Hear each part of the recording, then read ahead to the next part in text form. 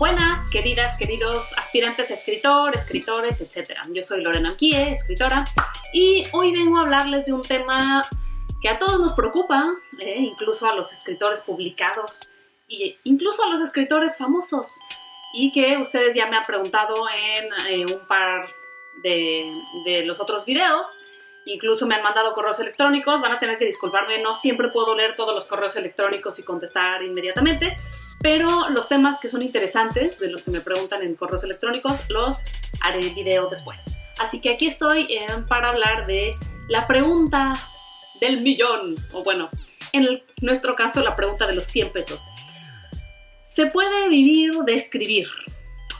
Bueno, esto va dependiendo de a qué se refieren ustedes con vivir y a qué se refieren con escribir. O sea, ¿se puede vivir de ser escritor? Dependiendo de qué tipo de escritor eres, dependiendo de qué consideras que es escritor y dependiendo de cómo quieres vivir, ¿no? Escribir en México y en Latinoamérica es un negocio muy difícil, y digo negocio para los que les interesaría vivir de esto. Realmente muy pocos escritores, incluso publicados, incluso escritores que ustedes conocen, incluso yo, nos es imposible vivir simplemente de escribir novelas y publicarlas, incluso publicando. Porque, y échenle un ojo a mi otro video que se llama ¿Cuánto ganan los escritores? Y ahí se podrán dar una idea de cuánto se puede ganar. Realmente es muy difícil vivir solamente de escribir y publicar. Y insisto, para los que ya publican. Hay muchos de ustedes que todavía no han publicado, que están empezando, y yo hago este video no para desanimarlos, sino para contarles cómo son en realidad las cosas. Escribir muchas veces tiene que ir complementado con otro tipo de actividades. Bueno, no es que yo lo piense, sino que así es. Pero que muchas de estas actividades pueden estar siempre relacionadas al hecho de escribir, ¿no? Pueden estar relacionadas a la literatura.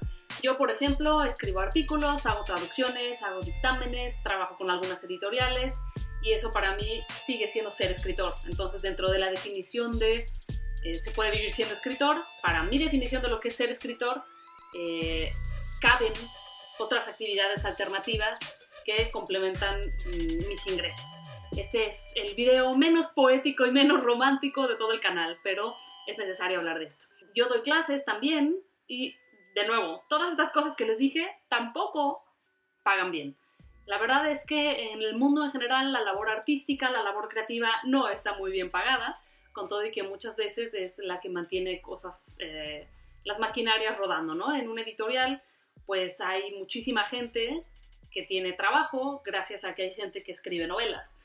Tenemos correctores de estilo, tenemos diseñadores, tenemos formadores, tenemos editores, tenemos vendedores, tenemos gerentes, tenemos gente que hace cobranzas, gente que hace pagos, gente que hace nóminas. Toda esta gente depende de que la gente creativa sigamos escribiendo, y sin embargo parecería que a nosotros nos toca la peor parte, ¿no? Si ven el video donde hablo de cuánto ganan los escritores, pues dirán, qué mala onda, ¿por qué no ganan los escritores más? Yo creo que hay que verlo con una filosofía que es la siguiente. Lo que ganas es dedicarte a lo que más amas hacer. Esa es la respuesta. No, eso de que no se puede tener todo, pues hay gente que podrá tenerlo todo. Claro, cuando uno empieza a escribir y no gana nada, los familiares, los amigos le dicen a uno, pero claro que se puede vivir de escribir. Mira a J.K. Rowling, mira a Stephen King. Bueno, ellos sí pueden vivir de escribir. Y yo no digo que como escritor no nos pueda ir bien, pero hay que bajar los estándares mentales de qué es que te vaya bien como escritor en México y en Latinoamérica. No por desanimar, pero porque si hay menos lectores, menos dinero de la gente destinada de sus ingresos a comprar libros, y eso es una realidad, ¿no? Hay muchísimos escritores y poquísimos lectores. Entonces, esto es una realidad que hay que tomar en cuenta, porque cuando uno decide ser escritor, no es que lo decida como un trabajo, sino que lo decide como una vocación. O sea, se decide por uno, vamos. Yo no puedo dejar de escribir y por eso escribo. Pero tampoco puedo dejar de comer. Así que por eso complemento con otras cosas, ¿no? Y de nuevo, yo publico una novela al año, más o menos, y esto no me da para vivir. Tengo que complementar haciendo otras cosas. Pero no os desaniméis que Kafka era banquero, Julio Cortázar era traductor de la ONU, y realmente si ustedes se ponen a buscar en las biografías de la mayoría de los autores famosos que ustedes conocen, todos tenían otros trabajos para poderse comprar el tiempo de dedicarse a lo que aman. Y eso no es algo para deprimirse, sino es algo para saber y ver cómo complementar. Realmente, ¿cuántos de nosotros nos sentamos 8 o 9 horas al día a escribir nuestra novela? Pocos. Incluso aunque tuviéramos todo el tiempo del mundo, no dedicaríamos 8 horas a escribir. A veces uno está inspirado, a veces no, a veces parte de la inspiración requiere salir de la casa, salir de la novela, ponerse a leer, visitar amigos, ir al cine. Todas estas cosas son parte de la inspiración y son necesarias, por lo cual realmente 8 horas de estar sentado escribiendo una novela ni es real ni es viable para los que no somos millonarios ni tenemos un mecenas, ¿no? ¿Por qué no se puede vivir del arte? Bueno, porque en el Renacimiento el arte era considerado parte de las cosas que tenía que auspiciar el Estado. Y los artistas tenían mecenas, mucho también era arte religioso, y entonces la iglesia pagaba a los grandes artistas para hacer murales, para hacer pinturas. La gente rica le pagaba a los grandes pintores para hacer retratos. Entonces, miren, ahí eran artistas, pero de todas maneras tenían que hacer trabajos por encargo. Entonces, muchos de los retratos maravillosos que vemos en los museos, pues tal vez no eran lo que estos grandes pintores querían hacer, pero lo tenían que hacer para poder vivir. Hoy no existe un mecenazgo. Hoy el Estado y realmente el gobierno de México y en general de Latinoamérica tiene muy pocos fondos destinados al desarrollo artístico, lo cual es una pena. Y genuinamente uno tiene que buscarse la manera de ganarse la vida para poder dedicarse a escribir los fines de semana o en las tardes o en otros momentos, ¿no? Ahora, habiendo dicho esto, les puedo recomendar a los que empiezan que busquen becas literarias. Yo estuve becada por el FONCA, búsquenlo, becas de jóvenes escritores de FONCA. Esta beca se da hasta los 34 años de edad. Yo ya no soy considerada joven a los 36. Y después hay otro tipo de becas, está el Sistema Nacional de Creadores. ¿Qué son las becas? Les dan un pequeño sueldo mensual para que ustedes puedan dedicarse de lleno o por lo menos no tener tantos problemas económicos para dedicarse a la labor artística. Quiero que se pongan a investigar las biografías de los autores que admiran y se den cuenta de que realmente muchos tenían otras ocupaciones y muchas veces estas otras ocupaciones incluso nos enriquecen, ¿no? Las grandes novelas de Kafka hablan de la burocracia y tal vez él no sabría tanto de la burocracia si no hubiera trabajado en un banco. Realmente habitar el mundo es de donde nos viene la inspiración. Entonces quitémonos esta idea del artista que vive encerrado en su casa escribiendo 12 horas al día. Yo creo que hoy no es viable y no es real. Y que además mucha de la literatura que nos gusta está conectada con la realidad, está, digamos, inspirada en la realidad. Los mejores diálogos vienen de la realidad, los mejores personajes vienen de observar el mundo a nuestro alrededor, así que dejémonos de este lamento de no poder dedicarnos a escribir, ¿no? Recibí un correo de uno de ustedes donde decía, es que yo nací para el arte y sufro de tener que trabajar en una oficina. Bueno, pues es hora de ser creativos. Realmente hoy los trabajos de oficina de 20 años en donde uno no se mueve y trabaja de 9 a 7 no son la única manera de sobrevivir. Sean creativos, busquen cómo complementar sus ingresos.